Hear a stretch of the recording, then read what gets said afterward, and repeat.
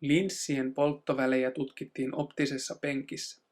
Eräässä mittauksessa kuperalinssi muodosti 65 cm päässä olevasta esineestä todellisen kuvan 25 cm päähän linssistä.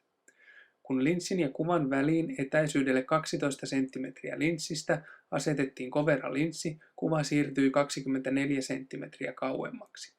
Määritä kummankin linssin polttoväli.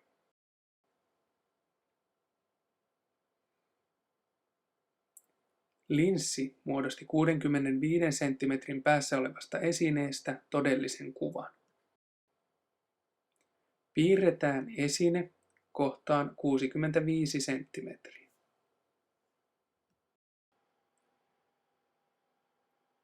Piirretään esineen kärjestä linssin keskipisteen kautta kulkeva säde, joka kulkee linssin läpi suuntaa muuttamatta.